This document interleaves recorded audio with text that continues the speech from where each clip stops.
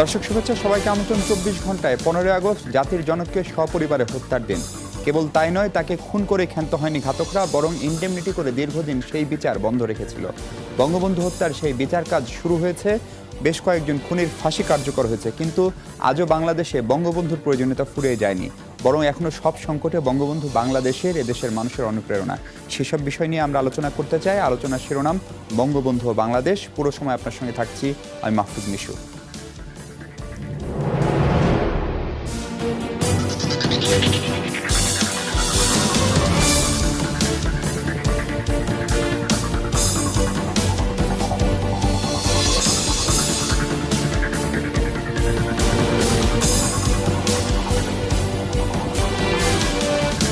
দর্শক, বঙ্গবন্ধু বাংলাদেশ এই প্রসঙ্গে আলোচনার জন্য আমাদের সঙ্গে স্টুডিওতে আছেন তিনজন অতিথি। তারা প্রত্যেকেই প্রত্যক্ষভাবেই বঙ্গবন্ধুর সঙ্গে জড়িত ছিলেন। আমাদের সঙ্গে আছেন সিনিয়র সাংবাদিক, গণমাধ্যম ও সাংস্কৃতিক ব্যক্তিত্ব জনাব কামাল লোহানী।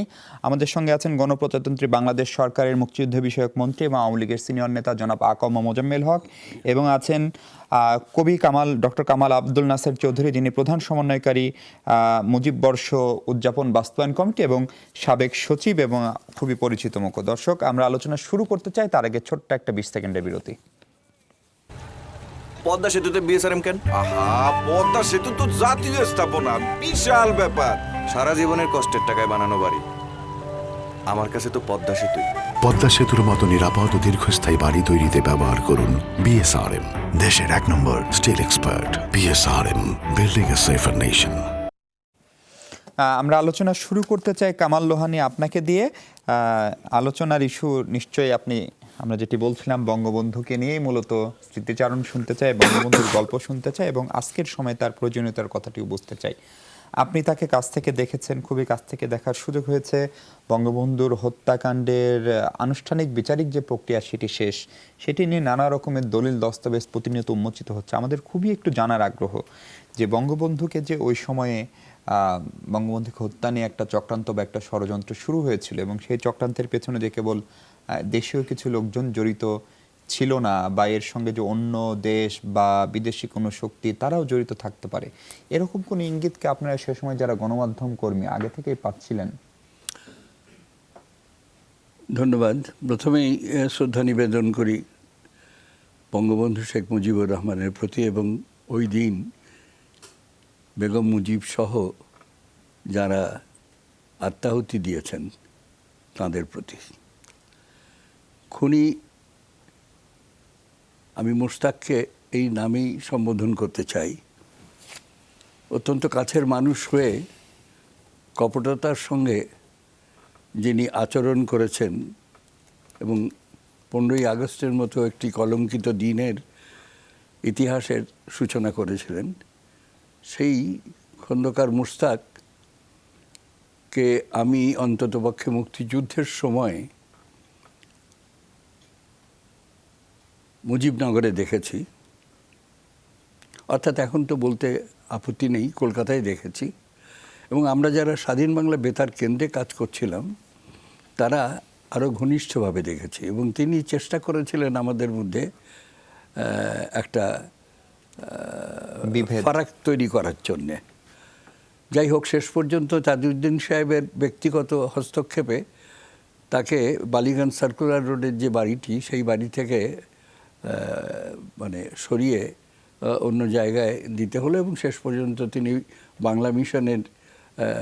বাংলাদেশ মিশনের যে চিলেকোঠা, ওই বাড়িটার যে চিলেকোঠা, সেই চিলেকোঠায় গিয়ে আশ্রয় নিলেন এবং সেখানে তার সাথী হলেন মাহবুবুল আলম চাষি আর তাহের উদ্দিন ঠাকুর।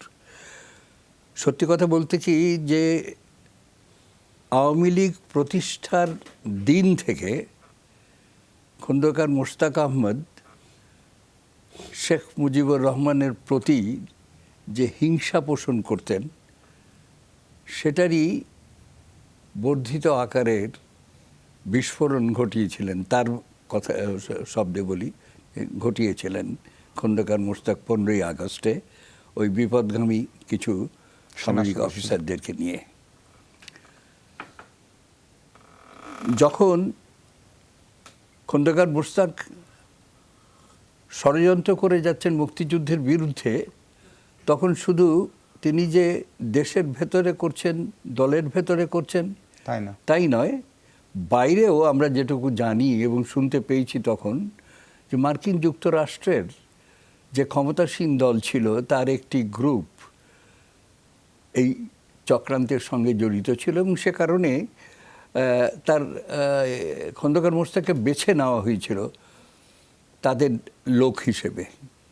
এবং পরবর্তীকালে খন্দকার মোশতাক সেটা প্রমাণও দিয়েছে এবং শেষের দিকে, মুক্তিযুদ্ধের শেষের দিকে কনফেডারেশন করার যে মার্কিনী প্রস্তাব ছিল, সেই প্রস্তাবটিকে ইয়ে করার জন্য, সফল করার জন্য, লুজ কনফেডারেশন নাম দিয়ে, হ্যাঁ, লুজ কনফেডারেশন, এবং সেটা করার জন্যে সে উঠে পড়ে লেগেছিল। যাই হোক, হলো না। যখন বিজয় হয়ে গেল বাংলাদেশের মুক্তিযুদ্ধের, তারপর তিনি যখন বাংলাদেশে আসলেন এবং মন্ত্রিসভায় সদস্য হিসেবে রইলেন, এবং বঙ্গবন্ধু যখন তার মেধা এবং প্রজ্ঞা দিয়ে যুদ্ধবিধ্বস্ত মাতৃভূমিকে সাজিয়ে তুলবার জন্যে আপ্রাণ চেষ্টা করছেন, ঠিক সেই সময়ই একটা সুপরিকল্পিত এবং দীর্ঘদিনের চক্রান্তের ফল হলো 15ই আগস্টে বঙ্গবন্ধু এবং তার পরিবারের সকলকে নির্মম হত্যাকাণ্ড। এবং সেখানে আরেকটা জিনিস বলে রাখি, যে রাজনৈতিক এই হত্যার বিরুদ্ধে যদি কোনো প্রতিবাদ বা উত্থানের একটি সম্ভাবনা থাকে, তাকেও তারা শেষ করে দিল শেখ ফজলুল হক মনিকে হত্যা করে। জি, এই জিনিসটি আমাদের চোখের সামনে তখন কিন্তু খুব স্পষ্টভাবে, তার মানে এটি একটা ব্যাপক পরিকল্পনার বিষয় ছিল নিঃসন্দেহে। মাননীয় মন্ত্রী, আপনার কাছে আসতে চাই, আপনি এখন আওয়ামী লীগের রাজনীতির সঙ্গে সরাসরি জড়িত। বঙ্গবন্ধুর যে দর্শন, একটু আগেই বঙ্গবন্ধুর একটা বক্তৃতা শুনছিলাম ক্যান্টনমেন্টে দেওয়া, সেখানে উনি শেষের দিকে উনি বলছিলেন যে স্বপ্নে উনি দেশটাকে যাত্রা শুরু করেছিল, বাংলাদেশটা, সেখানে ঘুষখোর, দুর্নীতিবাদ, চোরাকারবারি, এবং বঙ্গবন্ধু একটা পর্যায়ে বলছেন যে চোরে না শুনে ধর্মের কাহিনী। মানে তিনি খুবই বিরক্ত হয়ে গেছিলেন 3 বছরের মাথায়, কারণ প্রত্যাশিত যে সহযোগিতা সেটা তিনি পাননি। এর নেপথ্যেও কি এই খন্দকার, মোশতাক অ্যান্ড গং, যারা বঙ্গবন্ধুকে ব্যর্থ প্রমাণ করার একটা যে চক্রান্ত ছিল, তাদের কাজ ছিল? পাশাপাশি আমরা দেখি যে 15ই আগস্টের পরপরই পশ্চিমে অনেক দেশ, এমনকি মধ্যপ্রাচ্যের অনেক দেশ বঙ্গবন্ধু মারা যাওয়ার পরে বাংলাদেশকে স্বীকৃতি দেয়, যারা এখন আমাদের খুবই বন্ধু রাষ্ট্র। ফলে সেগুলোও তার অংশ বিশেষ ছিল কিনা? সময়ের পরিক্রমায় তারা যে এর সাথে সম্পৃক্ত ছিল, বুঝার কোনো বাকি থাকে না।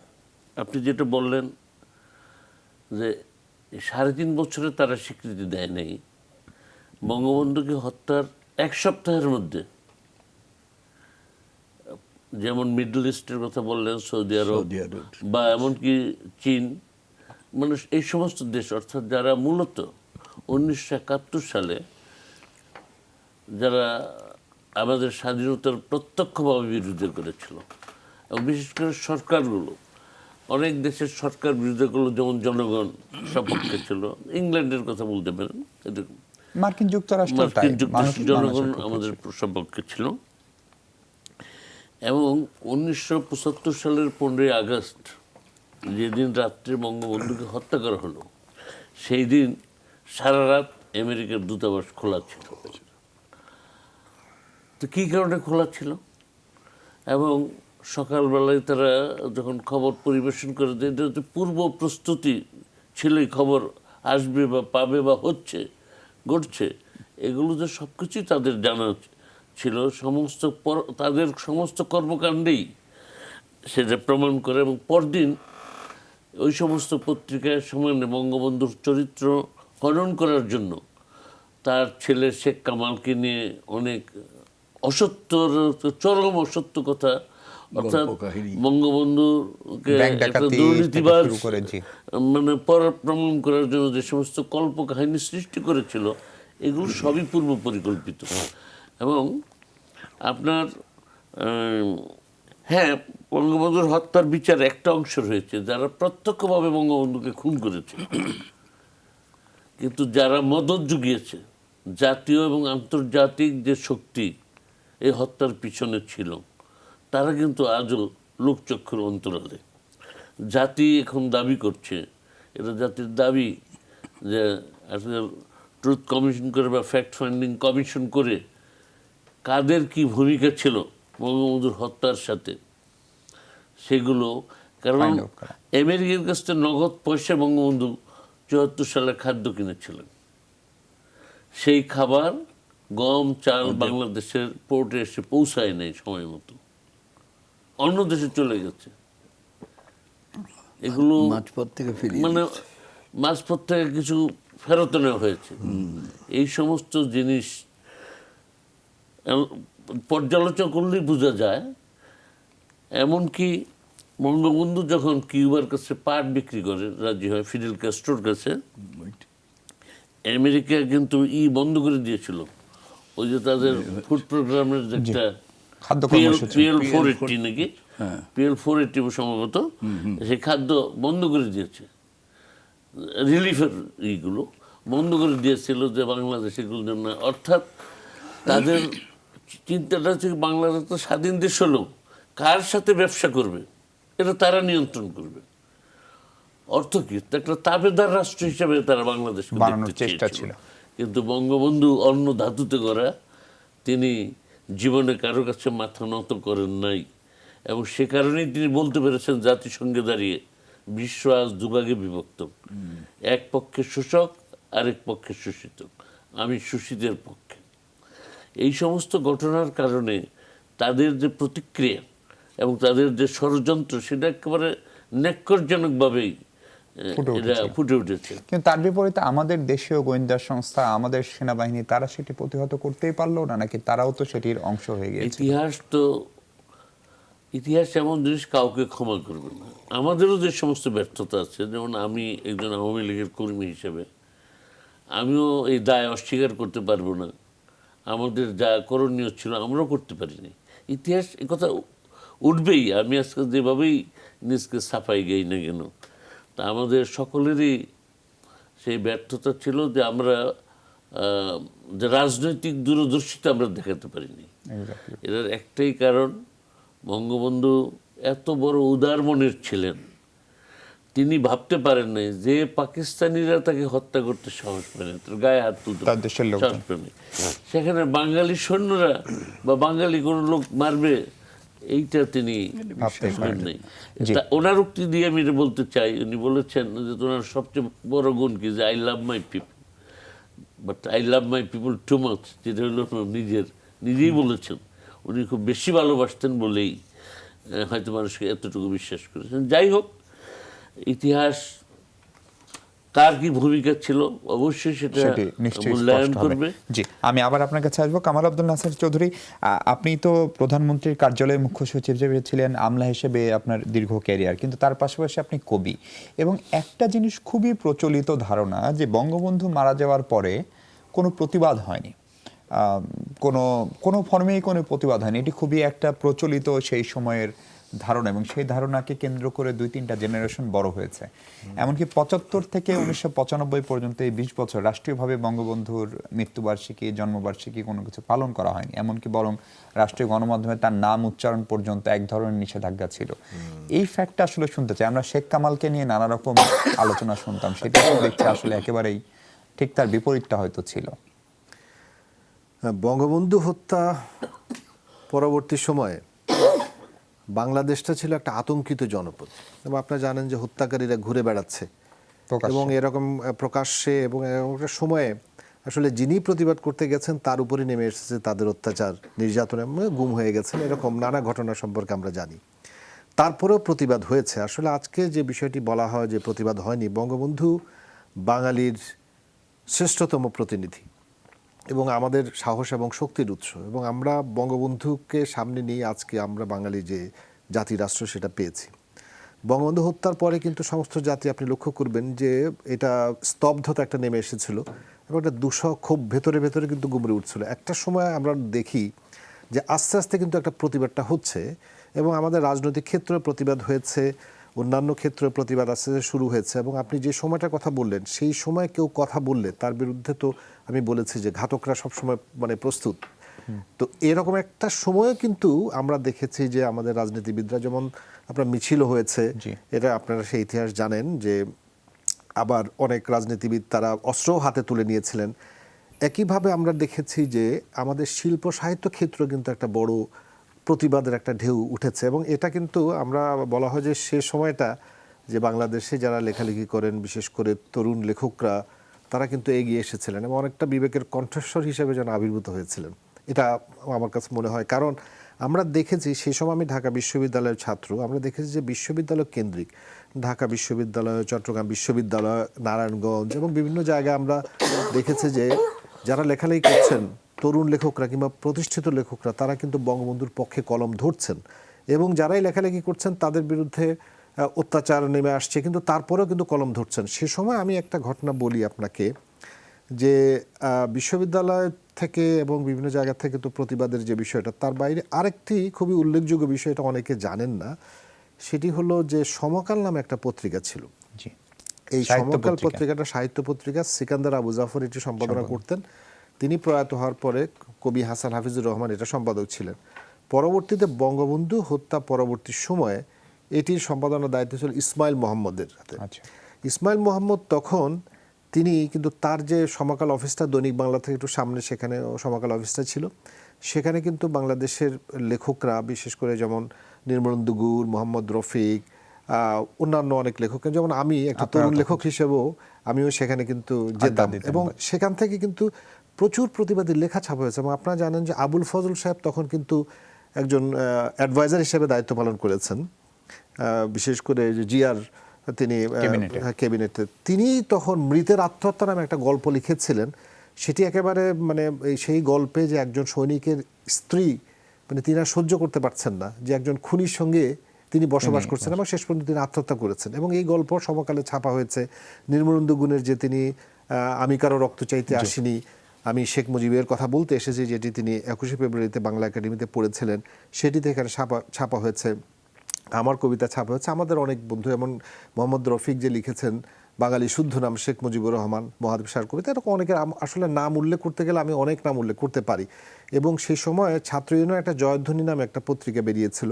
সেই পত্রিকাতে আমার জাতীয়তাময় জন্ম মৃত্যু নামে একটি কবিতা ছাপা হয়েছিল, যেটি ঢাকা বিশ্ববিদ্যালয়ের দেয়ালে লেখা হয়েছিল। এমনকি আমরাও সাহস করে, আমি নিজে লিখেছিলাম যে মুজিব লোকান্তরে মুজিব বাংলার ঘরে ঘরে, এটা ঢাকা বিশ্ববিদ্যালয়ের দেয়ালে তখন ৭৭ সালে উঠেছিল।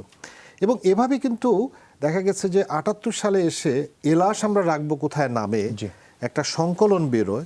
এটা আব্দুল আজিজ এবং আলতাফ আলী হাসু তারা বের করেছিল। সেখানে ৩০ জনের চাইতে বেশি কবি কিন্তু সেখানে লিখেছেন, এবং প্রকাশ্যে তাদের নাম দিয়ে বঙ্গবন্ধুকে স্মরণ করেছেন, শ্রদ্ধা জানিয়েছেন। এই যে মানে লেখার মাধ্যমে কিন্তু একটা বিরাট প্রতিবাদ কিন্তু তখন শুরু হয়। সেজন্য আমরা বলবো যে বাঙালি বঙ্গবন্ধুকে তার আত্মায় ধারণ করেছে, বাঙালি বঙ্গবন্ধুকে তার ভালোবাসার ভেতরে, শ্রদ্ধার ভেতরে ধারণ করেছে, এবং কবিরা সেই ভালোবাসার মানুষটি কিন্তু ভুলে যেতে পারে না, এবং তারা কিন্তু সেই প্রতিবাদের জায়গায় দাঁড়িয়েছে। পশ্চিমবঙ্গেও আপনি দেখবেন যে এর আগে অন্নদাশঙ্কর ৭১ সালে তিনি যতকাল রবে পদ্মা মেঘনা এই কবিতা তিনি লিখেছেন, কিন্তু পরবর্তীতে তিনি আবার বঙ্গবন্ধু হত্যার পরেও কিন্তু নরহত্যা মহাপাপ বলে কিন্তু আরও কবিতা লিখেছেন। অর্থাৎ চতুর্দিক থেকে কিন্তু বঙ্গবন্ধুকে নিয়ে এই প্রতিবাদের লেখাগুলি কিন্তু, তার মানে যেটি কামাল লোহানী সাহেব এবং আকমা মোজাম্মেল হক সাহেব বলছিলেন, এটি যে একটা জাতীয় এবং আন্তর্জাতিক পর্যায়ে একটা বড় চক্রান্ত ছিল, সেটা শুধু হত্যাকাণ্ড দিয়েই শেষ হয়নি। তারা ইন্ডেমনিটি করলো, বিচার বন্ধ করলো, এবং তাকে তার পক্ষে তার বিপক্ষে নানা ধরনের প্রোপাগান্ডা, একটা আন্তর্জাতিক এবং প্রেক্ষাপট এবং ষড়যন্ত্র কিন্তু আরো গভীরে আমাদের যাওয়া দরকার। সেটা হলো যে আপনি বঙ্গবন্ধুকে যখন পাকিস্তানিরা 1971 সালে 25শে মার্চ যে রাতে বঙ্গবন্ধু স্বাধীনতা ঘোষণা করার পরে যখন তিনি গ্রেপ্তার হন, বঙ্গবন্ধুকে তো আপনারা জানেন যে লালপুর জেলে নিয়ে যাওয়া হয়েছিল, ওনাকে বিচার করার চেষ্টা করেছে, হত্যা করার চেষ্টা করেছে, এবং সেই সময় ইয়াহিয়া খান কিন্তু বঙ্গবন্ধুকে হত্যা করার জন্য একেবারে প্রস্তুত, তাকে গুলি করে হত্যা করবে এরকম। সেই সময়ে একটা বই আছে, এটা আহমেদ সেলিমের বই, সেই বইতে সেই বিষয় ঘটনাগুলির কিছু বর্ণনা আছে এবং বিভিন্ন পত্রপত্রিকা উদ্ধৃতি দিয়ে সেখানে একটা জায়গায় বলা হয়েছে, যেমন কিসিঞ্জারকে এ ধরনের বিষয় নিয়ে যে তৎকালীন মার্কিন পররাষ্ট্রমন্ত্রী, যিনি এই ষড়যন্ত্রের সঙ্গে আমরা জানি যে তার একটা বিরাট সম্পর্ক ছিল, সেই কিসিঞ্জারকে জিজ্ঞেস করে ইয়াহিয়া খানের জবানিতে এটা বলা হচ্ছে যে কিসিঞ্জারকে জিজ্ঞেস করা হচ্ছে, এবং কিসিঞ্জার বলছেন এটা হচ্ছে আপনাদের অভ্যন্তরীণ ব্যাপার। বঙ্গবন্ধুর মতো একজন নেতা, তাকে বিচার করবে, হত্যা করবে, এবং সেটি হচ্ছে অভ্যন্তরীণ ব্যাপার। এবং সেই সময় বাইপোলার ওয়ার্ল্ডের যে বিষয়টা আপনারা জানেন যে সোভিয়েত ইউনিয়ন বাংলাদেশকে সমর্থন জানিয়েছে, এবং মানে ঠিক একই সময় পরবর্তীতে 1974 সালে আলেন্দেকে হত্যা করা হয়েছে, এর আগে আপনারা জানেন পেট্রিস লুমুম্বাকে হত্যা করা হয়েছে। অর্থাৎ যারাই স্বাধীনতা বা মুক্তিকামী মানুষের পক্ষে দাঁড়িয়েছে তাদের বিরুদ্ধে কিন্তু ষড়যন্ত্র কিন্তু আন্তর্জাতিকভাবে হয়েছে, তখন ছিল। দেশে তো হয়েছে, বিদেশে হয়েছে। আসলে এই বিষয়গুলো আলোচনা করতে গেলে অনেক সময় লাগে, জি। আমাদের আরো অনেক গভীরেও যাওয়া দরকার। আমরা একটা বিরতিতে যেতে চাই। কামাল লোহানী, আপনার কাছে একটা প্রশ্ন রেখে যেতে চাই। আমরা কথায় কথায় বলি বঙ্গবন্ধুর সোনার বাংলা, তার মানে বঙ্গবন্ধুর বাংলাদেশটাকে নিয়ে একটা অবয়ব ছিল, সেটা তিনি শুরুও করেছিলেন। সেই সোনার বাংলাটা আসলে কেমন, সেটা দেখতে কেমন, সেটা কি রকম হয়, এবং আজকে আমরা যে জায়গাটায় দাঁড়িয়ে আছি সেটার সঙ্গে বঙ্গবন্ধুর সেই সোনার বাংলার মিল অমিল আপনি কতখানি দেখেন, সেই প্রসঙ্গে আলোচনা করতে চাই। দর্শক, একটু পরে ফিরবো, আমাদের সঙ্গে থাকবেন নিশ্চয়ই।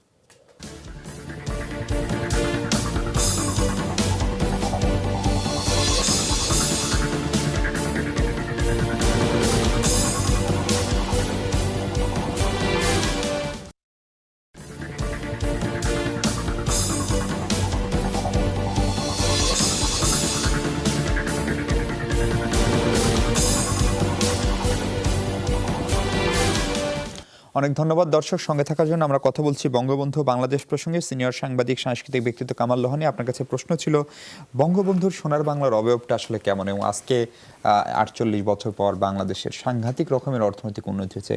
তো বঙ্গবন্ধুর সেই স্বপ্নের যে বাংলাদেশটা, সেটার সঙ্গে মিল অমিল কতখানি আপনি দেখেন?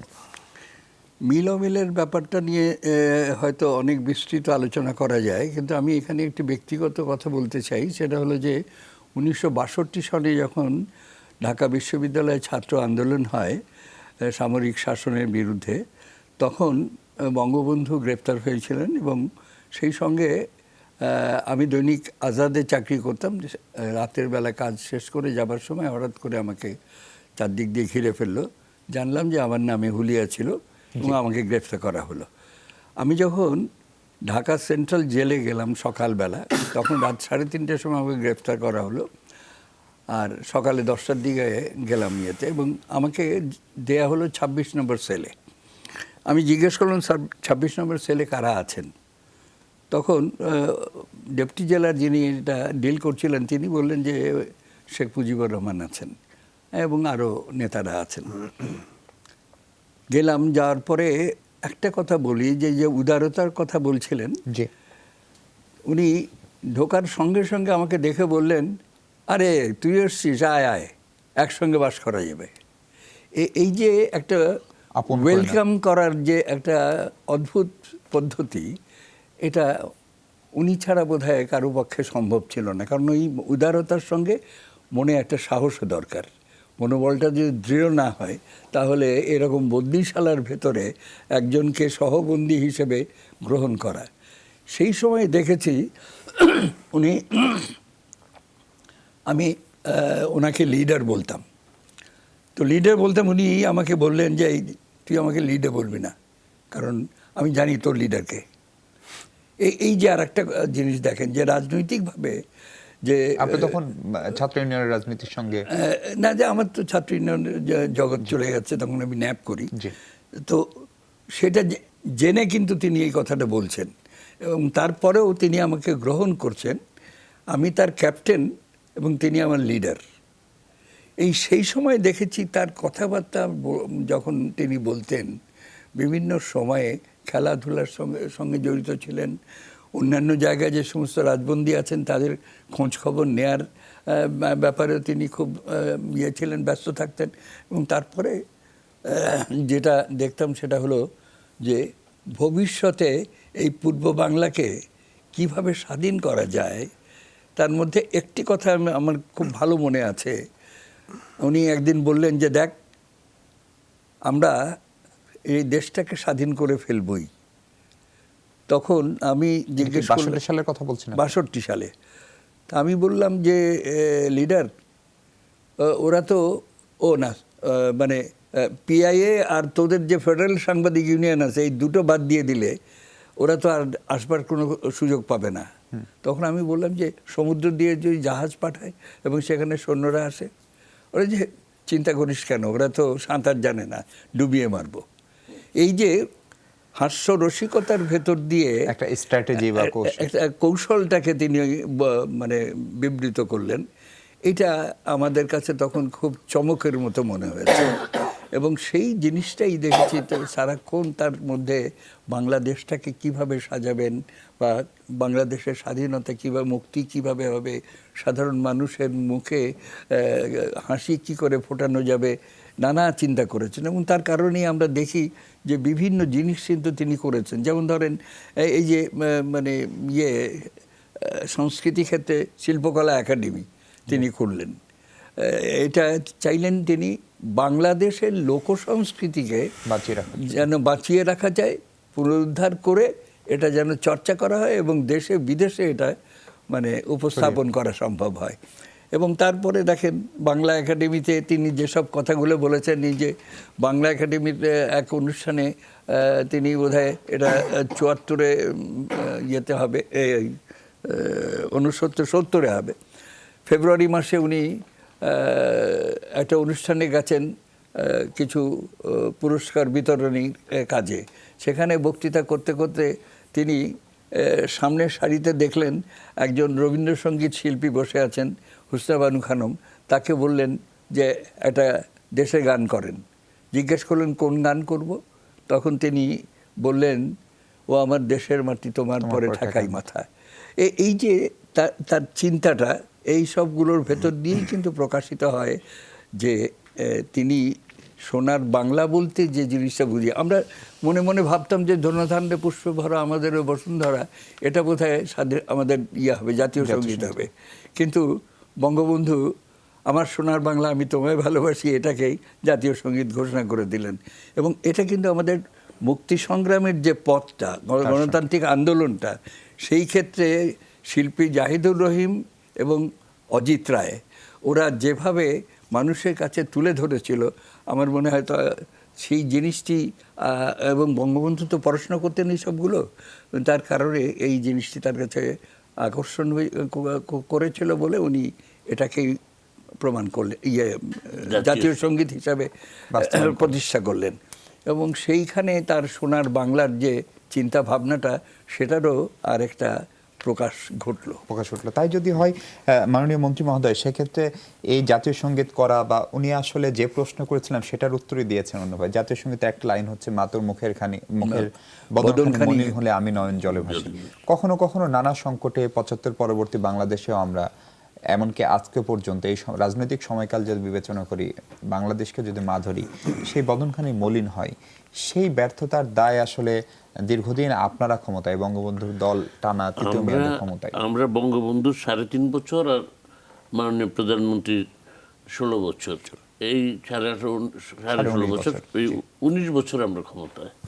আর ৩০ বছর কিন্তু অন্যরা শুধু যারা এই দেশের অস্তিত্বে বিশ্বাস করেন, যারা ৭১-এর মুক্তিযুদ্ধের মানে স্বাধীনতার চেতনার বিরোধী, দেশকেই তার কাজেই সেই অবস্থার থেকে আবার সঠিক ট্র্যাকে ফিরে এসে দেশের সেই মুক্তিটা আনা, এটা বলা যত সহজ, কারণ আমরা তো বিপরীত মেরুতে চলে গেছি, রাইট ট্র্যাকে আসা কঠিন। সেই জন্য এই সময়টা খুব দীর্ঘ মনে হতে পারে যে আমরা এক নাগারে আজকে প্রায় 11.5 বছর ধরে ক্ষমতায় আছি, এটা আসলে খুব দীর্ঘ সময় নয়। যাই হোক, তারপরেও যে কথাটা আমি বলতে চাই যে ক্ষুধামুক্ত, দারিদ্র্যমুক্ত, যে একটা মানুষ আত্মমর্যাদাশীল একটা জাতি হিসেবে গড়ে তোলার জন্য বঙ্গবন্ধুর যে স্বপ্ন, যেটা বাস্তবায়নের জন্য আজকের সফল রাষ্ট্রনায়ক বঙ্গবন্ধু রক্তের উত্তরাধিকার, আদর্শের উত্তরাধিকার, দেশরত্ন শেখ হাসিনা যেটা কাজ করে যাচ্ছেন, তার মাধ্যমেই আমরা বঙ্গবন্ধুর সেই স্বপ্নের সোনার বাংলা প্রতিষ্ঠা করতে চাই। এবং সেই লক্ষ্যেই বঙ্গবন্ধু যে দ্বিতীয় বিপ্লবের যে কর্মসূচি দিয়ে গিয়েছিলেন অর্থনৈতিক মুক্তির জন্য, সেটা ছাড়া কিন্তু বিকল্প কোনো পথ নেই। জাতিকে সেখানে যে ফর্মে আসি না কেন, সেই জায়গায় আসতে হবে মানুষের অর্থনৈতিক মুক্তি সুনিশ্চিত করতে হলে।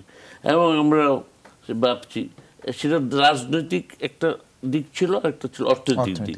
রাজনৈতিক দিকের কথা ওরা বলবে যে আবার তারা বুঝছো একদলীয় কথা বলতেছে, একদল কিন্তু ছিল না, সেটা বড় সময় লাগবে। বাকশাল কিন্তু একদল, সেটা আলাদা আলোচনার কাজেই আমরা অর্থনৈতিক দিকটা, অর্থাৎ রাজনৈতিক ক্ষেত্রে সেই দলীয় প্যাটার্ন কেমন হবে, রাজনীতি কেমন হবে, সেইটা নয়, অর্থনৈতিক দিকটা আমরা গ্রহণ করতে চাই এই জাতির মুক্তির জন্য, তাহলেই বাংলাদেশের মুক্তি আসবে এবং বঙ্গবন্ধুর যে সোনার এই যে বাংলা। রক্ত তিনি যে দিয়ে গেছেন সেই রক্তের ঋণ পরিশোধ করা হবে। শুধু শুধু এই দিবস পালনের মধ্যে বা এটার মধ্যে হবে না, আমাদের সেই লক্ষ্যে আসলে কাজ করে কাজ করতে পারে। জি, সেক্ষেত্রে কামাল আব্দুল নাসির চৌধুরী, বঙ্গবন্ধুর জীবনাদর্শ সম্পর্কে অনেক জিনিসপত্র এখনো আমরা জানি না। আমাদের তরুণ প্রজন্মের মাঝে নানা কারণে সেটা ছড়িয়ে দেওয়া যায়নি। তার একটা বড় কারণ সম্ভবত দীর্ঘদিন তো একটা রাষ্ট্রীয় বাধাই ছিল।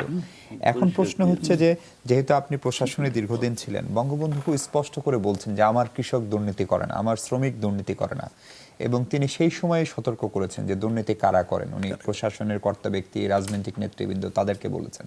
তার খানিকটা আক্ষেপও ছিল। সে জায়গায় আমাদের এখনকার প্রশাসন যন্ত্র যদি বলি, সেটা তো তাদেরই সেই সময়ের উত্তরাধিকার। সেটা বঙ্গবন্ধুর স্বপ্নের যে সোনার বাংলার প্রশাসন বা আইন ব্যবস্থা, প্রশাসনিক ব্যবস্থা, সেটা কতটুকু আমরা অর্জন করতে পারলাম? তার আগে আমি একটু পেছনে যাই, পেছনে অর্থাৎ বঙ্গবন্ধুর সময়ে যাই। আপনারা জানেন যে বঙ্গবন্ধু যখন শুরু করেছিলেন, অর্থাৎ 10 জানুয়ারি বাংলাদেশে যখন তিনি ফিরে আসলেন 1972 সালে, একটা যুদ্ধ বিধ্বস্ত দেশ, চতুর্দিকে হাহাকার এবং কান্না, অর্থাৎ মানে ঘরে ঘরে দেখা যাচ্ছে যে কান্নার রোল, এরকম একটা সময়ে তিনি কিন্তু একটা যুদ্ধ বিধ্বস্ত একটা দেশকে পুনর্গঠনের জন্য তিনি শুরু করেছিলেন কাজ, পুনর্বাসনের কাজ, আমাদের মুক্তিযোদ্ধাদের সহায়তা থেকে শুরু করে, মানে এত কাজ, মানে একটা বিধ্বস্ত একটা দেশকে পুনর্গঠন করা এটা খুব সহজ কাজ ছিল না। এই কাজটা তিনি যখন শুরু করেছেন, শুধুমাত্র যে তিনি অবকাঠামো উন্নয়ন এবং অবকাঠামো পুনর্নির্মাণের কাজগুলি করেছেন ব্যাপারটা তা না, তিনি যেটা বলেছিলেন যে আমাদের মুক্তি সংগ্রাম, যে কথাটা বঙ্গবন্ধু বলেছিলেন, সেই কাজটাও কিন্তু তিনি শুরু করেছিলেন। অর্থাৎ তিনি সামাজিক অর্থনৈতিক মুক্তিরও কিন্তু অনেকগুলো দিক নির্দেশনা কিন্তু আমরা সেই সময় তার কাজের ভেতরে পাই। যেমন বঙ্গবন্ধু সে সময় কিন্তু অনেকগুলি আইন, অর্থাৎ ভিত্তিটা তিনি সে সময় তৈরি করে দিয়েছিলেন, কিন্তু শেষাবধি তিনি আসলে সেই সময়টুকু পাননি। কিন্তু আমি, যেহেতু আপনি প্রশাসন প্রসঙ্গে বলেছেন, আমি একটা বিষয় বলি যে বঙ্গবন্ধুর কাছে কিছু সরকারি কর্মচারী তার সঙ্গে সাক্ষাৎ করতে গিয়েছিল। বঙ্গবন্ধু তখন তাদের উদ্দেশ্যে যখন বক্তৃতাটা দিয়েছেন, তিনি বলেছেন যে আপনারা হচ্ছেন জনগণের খাদেম, জনগণের সেবক। এই যে কথাটা তিনি বলেছেন, আপনি লক্ষ্য করবেন যে অনেক সময় এরকম বলা হয়, যেমন এখনকার সময়, অর্থাৎ প্রশাসনের যে কাজে যে প্যারাডাইম যাকে বলে, সেটা তো আসলে পরিবর্তিত হচ্ছে প্রতিনিয়ত, নতুন নতুন বিষয়গুলি সামনে আসছে। এবং 80-র দশকে ইউকেতে সেখানে বলা হচ্ছিল যে সিটিজেন চার্টার, অর্থাৎ সিটিজেন ফার্স্ট, সিটিজেনের সেবার দিকটাকে নজর দিতে হবে। কিন্তু আপনি লক্ষ্য করবেন বঙ্গবন্ধু 1972 সালে বলছেন আপনারা হচ্ছেন জনগণের খাদেম, অর্থাৎ সিটিজেন চার্টারের যে আদর্শিক যে জায়গাটা, সেই জায়গাটা কিন্তু বঙ্গবন্ধু তখনই কিন্তু শুরু করছেন। আমরা আজকে শিশুর কল্যাণের কথা বলি, আমরা নারী উন্নয়নের কথা বলি, এই কাজগুলি কিন্তু দেখা যাচ্ছে যে বঙ্গবন্ধু সেই সময় শুরু করেছেন। যেমন এই বিষয়টা আমি এর আগেও বলেছি, যেমন 1974 সালে বঙ্গবন্ধু শিশু আইন করেন, এবং সেই শিশু আইনে শিশু সুরক্ষার জন্যে, অর্থাৎ মানে শিশুদের প্রোটেকশনের জন্য এত বিষয় সেখানে আছে। অথচ পুরো মানে পৃথিবী 1979 সালের দিকে শিশু অধিকার সনদ করেছে, অর্থাৎ কত পরে। বঙ্গবন্ধু কিন্তু এই স্বপ্নটা আমাদের সামনে রেখে দিয়েছিলেন, এবং বঙ্গবন্ধুর সেই স্বপ্নের দিকে আমাদের তো যাত্রা শুরু হয়েছে। মাননীয় প্রধানমন্ত্রী আজকে আসলে কোনো কিছুই তো খুব বিগ ব্যাং থিওরির মাধ্যমে অর্জন করে ফেলা যায় না। আপনারা জানেন সামাজিক অর্থনৈতিক মুক্তির যে বিষয়টা, কিছুক্ষণ আগে মাননীয় মন্ত্রী বলেছেন যে আসলে একটা বিপরীত স্রোতে কিন্তু আমরা দীর্ঘ সময় 30 বছর আমরা ভাসমান ছিলাম, তারপরে কিন্তু আমরা একটা নতুন জায়গায় উপনীত হওয়ার চেষ্টা করেছি। সেই জায়গাটা আপনি লক্ষ্য করবেন যে মাননীয় প্রধানমন্ত্রী যে বিগত সময়ে তার দূরদৃষ্টি, তার আমি বলবো যে দর্শন, সব কিছু মিলিয়ে তিনি বাংলাদেশকে একটা উন্নয়নের একটা মহাসোপানে তিনি তুলে ধরেছেন, একটা উড়াল সেতুতে। এখন কিন্তু বাংলাদেশ সারা পৃথিবীতে একটা রোল মডেল হিসেবে কিন্তু দাঁড়িয়েছে। আমরা আমাদের সামাজিক অর্থনৈতিক সকল ইন্ডিকেটরের দিকে, দারিদ্র্য বিমোচন থেকে শুরু করে, আমরা দেখছি যে বাংলাদেশ কিন্তু এমন একটা জায়গায় এসেছে, সেটা সারা পৃথিবী কিন্তু বাংলাদেশকে এখন স্বীকার করছে আমাদের উন্নয়নের যে বিষয়টি। তো এই যে জায়গাটা, এটা কিন্তু আমরা শুরু হয়েছে। এবং আজকে যে স্বপ্নযাত্রা যেটা, সেটাও যে বঙ্গবন্ধুর আমার সোনার বাংলার স্বপ্ন। আমার সোনার বাংলা কিন্তু বঙ্গবন্ধু এই গানটি তিনি আওয়ামী লীগের একটা কাউন্সিলও 1966 সালেও কিন্তু গাওয়া হয়েছিল। অর্থাৎ তার ভেতরে কিন্তু সোনার বাংলা যে স্বপ্নটা, সেটা কিন্তু বহু আগে থেকে জাগরিত, এবং সেই ধারাবাহিকতা কিন্তু আজকে তার কন্যা সেটা ধরে রেখেছেন, এবং বঙ্গবন্ধুকে সেইভাবে বঙ্গবন্ধুর স্বপ্নযাত্রা যেটাকে, সেটা মশালটা কিন্তু এখন তার হাতে। তিনি আজকে আমাদের সামনে যে ডেল্টা প্ল্যান পর্যন্ত তুলে ধরেছেন সমৃদ্ধ বাংলাদেশের, এটার জন্য আমাদের তরুণ প্রজন্মকে, আপনি যেটা বললেন, তাদেরকে সম্পৃক্ত করতে হবে এবং তরুণ প্রজন্মকে সম্পৃক্ত করতে হলে আমরা শুধু কথামালা দিয়ে তো তাদেরকে সম্পৃক্ত করতে পারবো না, আমরা শুধু আমাদের আবেগ দিয়ে করতে পারবো না। কারণ তরুণরা কিন্তু আজকে তরুণরা তাদের চোখে কিন্তু বঙ্গবন্ধুকে দেখবে, বাংলাদেশকে দেখবে, আগামীর পৃথিবীকে দেখবে। তো সেই জন্যই বঙ্গবন্ধু ছিলেন বাঙালি, প্রথমত বাঙালি, এবং তিনি একই সঙ্গে কিন্তু আপনি দেখবেন অসমাপ্ত আত্মজীবনীতে তিনি বলছেন একজন বাঙালি হিসাবে সমগ্র মানব জাতিকে নিয়ে আমি ভাবি। এই যে বঙ্গবন্ধুর বাঙালিয়ানা এবং বঙ্গবন্ধুর যে বিশ্ববিখ্যাত অর্থাৎ বৈশ্বিক যে ভাবনা, এর সমন্বয়ে কিন্তু আজকের বাংলাদেশ। এই বাংলাদেশটাকে অনুধাবন করতে হলে আমাদের তরুণ প্রজন্মকে বঙ্গবন্ধু সম্পর্কে, বাংলাদেশ সম্পর্কে, আমাদের শেকড় সম্পর্কে এবং সেই সঙ্গে এই যে বৈশ্বিক প্রেক্ষাপটে বাংলাদেশের অবস্থান সম্পর্কে তাদেরকে কিন্তু ভালোভাবে অবহিত করতে হবে।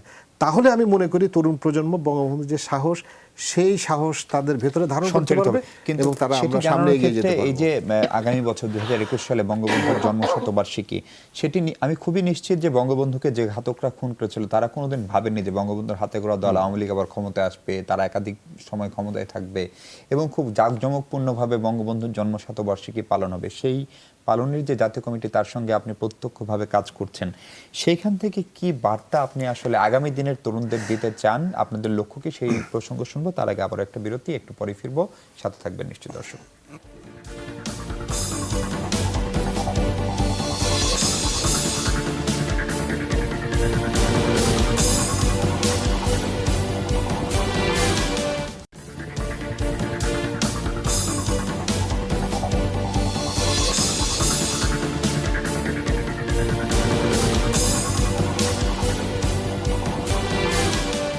অনেক ধন্যবাদ দর্শক সঙ্গে থাকার জন্য। আমাদের সঙ্গে স্টুডিওতে আছেন তিনজন অতিথি, তারা প্রত্যেকেই প্রত্যক্ষভাবেই বঙ্গবন্ধুর সঙ্গে জড়িত ছিলেন। আপনার জেনারেশনের পরের অনেক গল্পই এখন আমরা জানি না, যেগুলো আমাদেরকে উদ্দীপ্ত করতে পারে, সাহস যোগাতে পারে।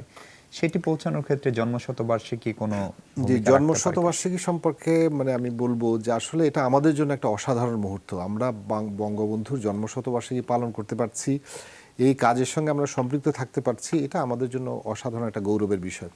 ইতিমধ্যে আপনারা জানেন রাষ্ট্রীয়ভাবে দুটো কমিটি গঠিত হয়েছে এবং যেটা জাতীয় কমিটি, সেই কমিটির প্রধান হচ্ছেন মাননীয় প্রধানমন্ত্রী এবং এখানে আমাদের বিভিন্ন সংস্থা থেকে অর্থাৎ মাননীয় স্পিকার, প্রধান বিচারপতি থেকে শুরু করে বিভিন্ন ক্ষেত্রের বিশিষ্টজন সকলে সেখানে আছেন দেশে এবং আরেকটি বাস্তবায়ন কমিটিও গঠন করা হয়েছে। তো আমরা মাননীয় প্রধানমন্ত্রী ইতিমধ্যে দুটো কমিটির মিটিং করেছেন এবং তার নির্দেশনা এবং অন্যান্যদের যে পরামর্শ এবং সুপারিশ আমরা পেয়েছি, সে আলোকে আমরা কাজ করছি। বঙ্গবন্ধুর জন্মশতবার্ষিকী এটি কিন্তু শুধুমাত্র নিছক জন্ম উৎসব নয়, এই বিষয়টা কিন্তু আমাদেরকে অনুধাবন করতে হবে। বঙ্গবন্ধু জন্মশতবার্ষিকী হচ্ছে আমরা বঙ্গবন্ধু একটি জাতিরাষ্ট্র গঠনের জন্যে তার যে ত্যাগ, তার যে আত্মত্যাগ এবং তার যে অর্জন, তার গৌরব, অর্থাৎ সব কিছু তিনি এই যে মানে এক জীবনের অধিকাংশ সময় তিনি জেলখানায় কাটিয়েছেন, অর্থাৎ এই যে তার যে মানে উত্তরাধিকার হিসাবে আমরা আজকে তার সম্পর্কে তো আমাদেরকে জানতে হবে। আমরা এই অর্জন এবং এই যে গৌরব, এই ত্যাগটাকে আমরা সেলিব্রেট করব, অর্থাৎ উদযাপন করব এবং সেই সঙ্গে তিনি আমাদের জন্য যেটা দিয়ে গেছেন উৎসবমুখর পরিবেশে সারা বাংলাদেশে আমরা সেটা উদযাপন করব। আমরা হচ্ছে তার গৌরবের উত্তরাধিকার, অর্থাৎ লিগেসিটা যেটা, সেইটাকে আমরা উদযাপন করব। কিন্তু পাশাপাশি বঙ্গবন্ধুর যে ভাবমূর্তি, বঙ্গবন্ধু সে সময় যে বাংলাদেশের স্বপ্ন দেখেছিলেন এবং আজকের দিনে বঙ্গবন্ধুর যে প্রাসঙ্গিকতা, সে বিষয়টা কিন্তু আমাদের তরুণ সমাজকে আমরা অবহিত করার চেষ্টা করব। এটা আমাদের কিন্তু উদ্দেশ্য ভেতরে, কিন্তু এর ভেতরে শুধু আমরা সীমাবদ্ধ থাকছি না, কারণ গ্লোবালি আপনারা জানেন যে বঙ্গবন্ধু যখন 1971 সালে কিন্তু বঙ্গবন্ধু সারা বিশ্বের রাজনীতির কবি হিসাবে আবির্ভূত হয়েছিল এবং বঙ্গবন্ধুকে বলা হয়েছিল রাজনীতির কবি। 5ই এপ্রিল 1971 সালে নিউজউইক পত্রিকা আখ্যা দিয়েছিল রাজনীতির কবি হিসেবে। পৃথিবীতে কোনো আসলে এইভাবে কোনো রাজনীতিবিদ এই আখ্যা অভিহিত হয়েছেন আমার ঠিক জানা নেই এবং এই জায়গাটা কিন্তু খুবই গুরুত্বপূর্ণ। সকলে কিন্তু সারা পৃথিবীতে রাজনীতির কবি হিসেবে, পলিটিক্স হিসেবে কিন্তু সেভাবে অভিষিক্ত হন না।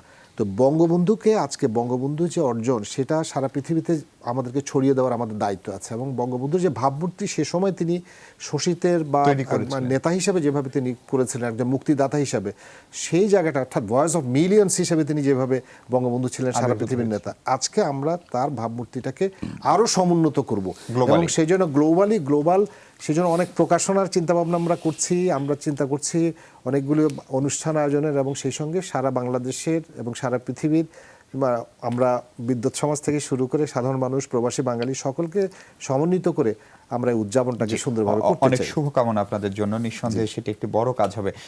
মাননীয় মন্ত্রী, আপনার কাছে যেটা জানতে চাই, এখনো তো আপনারা ক্যাবিনেটে আলোচনা করেন, নানা রকম সংকট আসে, যে সংকটগুলো নিয়ে ক্যাবিনেটকে, সরকারকে, আইন শৃঙ্খলা বাহিনীকে তাৎক্ষণিক অনেক সমাধান করতে হয়, আবার দূরবর্তী কিছু সমস্যার কথা অনুধাবন করতে হয়। আমরা বঙ্গবন্ধুর সাংঘাতিক রকমের দূরদর্শিতা দেখেছি রাজনীতির ক্ষেত্রে, প্রশাসন চালানোর ক্ষেত্রে, সামরিক বাহিনীর ক্ষেত্রে, প্রতিবেশী এবং শত্রু মিত্র চেনার ক্ষেত্রে। বঙ্গবন্ধু কতখানি অনুপ্রেরণা হিসেবে এখনো আপনাদের মাঝে কাজ করে, অথবা এখনো বঙ্গবন্ধু কতখানি প্রাসঙ্গিক 2019 সালের বাংলাদেশে? কতটুকু প্রাসঙ্গিক এটার পরিমাপ করা কঠিন। মানে তিনি শতভাগের মধ্যে শতভাগই প্রাসঙ্গিক। যে কোনো কাজে আমরা হাত দিই, দেখতে পাই যে এটা বঙ্গবন্ধু শুরু করেছিলেন। এখন যে উন্নয়নের যা দেখছেন এগুলো সবই তৈরি। দেখেন, সেই সময় আমরা তরুণরা খুব ছিলাম, বঙ্গবন্ধুর যে একটা মতবাদ পৃথিবীর মধ্যে, এটা আমাদের স্লোগানে ছিল, বিশ্বের নতুনবাদ, মুজিববাদ, মুজিববাদ। এই যে বঙ্গবন্ধুর যে দর্শন, সেই দর্শনের কিন্তু সেটা প্রয়োগ হয়নি। দর্শকের যেমন বাকশালের কথা, বাকশালের প্রয়োগটা হয় নাই কিন্তু। কাজে এটা ভালো কি বা মন্দ কি এর পরীক্ষিত হতে পারেনি। এর আগেই আমরা এটা গালি হিসাবে ধরে নিয়েছি। আমি মনে করি যে বঙ্গবন্ধু কতটুকু প্রাসঙ্গিক ছিলেন, আজকে তার মতবাদগুলো, তার কর্মকাণ্ডগুলো সেই সময় তিনি 3.5 বছর যা করে গেছেন, সেইটুকু যদি আমরা অনুধাবন করি, বিশ্লেষণ করি এবং সেটার যদি আমরা মূল্যায়ন করি, তাহলে বঙ্গবন্ধুর বিশ্বের মধ্যে যে অন্যতম শ্রেষ্ঠ একজন প্রশাসক ছিলেন, শুধু কেবল যে রাজনৈতিক একজন অরেটর ছিলেন সেটা নয়, তিনি যে একজন মানে বিজ্ঞ স্টেটসম্যান ছিলেন সেটা প্রমাণ পায়। কাজে আমি মনে করি যে তার এই মতবাদ বিশ্বে একটা নতুন ডাইমেনশনেরও করতে পারে, করতে পারে। আমি সেই লক্ষ্যে সেইভাবেই বঙ্গবন্ধুকে দেখি এবং আমাদের সমস্ত কাজেই বঙ্গবন্ধুর যে কাজগুলো সেগুলো হচ্ছে অনুপ্রেরণা বা আমাদের জন্য শিক্ষণীয়। জি, কামাল লোহানী, একদম শেষ সময় আপনার কাছে প্রশ্ন, যে আজকের বাংলাদেশেও এখন আমরা যে জায়গায় আছি, আমরা জানি নিঃসন্দেহে আমাদের কিছু সংকট রয়েছে, আমাদের অনেক অর্জন রয়েছে, আবার কিছু কিছু ক্ষেত্রে আমাদের সীমাবদ্ধতা রয়েছে। সেখান থেকে আমরা যদি সত্যি সত্যি একটা বঙ্গবন্ধুর দেখানো যে পথ, যে স্বপ্নের সোনার বাংলা, সেটি বিনির্মাণ করতে চাই, সেক্ষেত্রে বঙ্গবন্ধুর কন্যা, তিনি বর্তমান রাষ্ট্র পরিচালনার দায়িত্বে টানা 3 মেয়াদে, আপনার কোনো পরামর্শ আছে কিনা? পরামর্শ দেওয়ার ধৃষ্টতা আমার নেই, কিন্তু একটা কথা বলি যে বঙ্গবন্ধুর সঙ্গে সংবাদপত্র জগতের একটা সাংঘাতিক হৃদ্যতাপূর্ণ সম্পর্ক ছিল। বিশেষ করে দৈনিক ইত্তেফাকে তিনি প্রায়শই যেতেন এবং মানিক মিয়া, সিরাজউদ্দিন হোসেন এদের সঙ্গে বৈঠক করতেন। শুধু বৈঠক নয়, পলিটিক্যাল বিষয় নিয়েও তিনি পরামর্শ করতেন। এই মানুষটিকে তার প্রজ্ঞা, তার সাহস, তার বক্তব্য সমস্ত কিছু শোনার পরে পৃথিবীর অন্যতম শ্রেষ্ঠ বিপ্লবী ফিদেল ক্যাস্ট্রো বলেছিলেন, আমি হিমালয় দেখিনি, আমি শেখ মুজিবকে দেখেছি। এই যে কথাটি বলেছিলেন তিনি সেদিন, আমার মনে হয় যে আমাদের অন্তত একটা বড় প্রাপ্তি এটা, যে শোষিতের পক্ষে যে শেখ মুজিবুর রহমান, তার একটা অসাধারণ প্রশংসা এটা বিপ্লবীর কাছ থেকে পেয়েছিলাম। আজকের এই বাংলাদেশে আমরা বঙ্গবন্ধু কন্যা শেখ হাসিনা যেভাবে উন্নয়নের পথে চলেছেন, ক্রমশ এই সোনার বাংলাকে তার নিজের পায়ে দাঁড় করিয়ে পৃথিবীর কাছে গ্রহণযোগ্য করে এবং রোল মডেল হিসেবে নিতে বাধ্য করেছেন।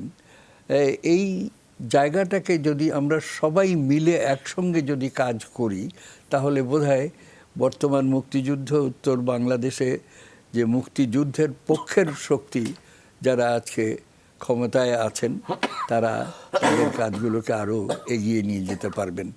এবং সেক্ষেত্রে আমি পরামর্শের কথা বললাম না, আমি বললাম যে এইটা বলতে চাই যে আজকে সকল দল মত নির্বিশেষে আমাদের সবাইকে একত্রিত হয়ে মুক্তিযুদ্ধের যে চেতনা, তাকে ধারণ করে সত্যিকার অর্থে মাতৃভূমির প্রতি আমাদের যে দায়িত্ব, সেই দায়িত্বটি পালন করতে হবে, তবেই আমাদের কাজটি শুদ্ধ আপনাকে হবে। অনেক ধন্যবাদ জনাব কামাল লোহানী, অনেক ধন্যবাদ মাননীয় মন্ত্রী আকমা মোজাম্মেল হক, অনেক ধন্যবাদ জনাব কামাল আব্দুল নাসির চৌধুরী। দর্শক, আমাদেরও প্রত্যাশা সেটাই, জাতির জনক বঙ্গবন্ধু যে দর্শন এবং যে আশা নিয়ে দেশটির এক প্রকার জন্মই দিয়েছিলেন, তিনি মূলত তার নেতৃত্বে এই দেশটির জন্ম, সেই দেশটি এগিয়ে যাবে তার দেখানো পথে, এবং সে পথে সব ধরনের বিভেদ বাধা যেগুলো আছে সেগুলো নিশ্চয়ই বাংলাদেশ এদেশের মানুষ অতিক্রম করবে।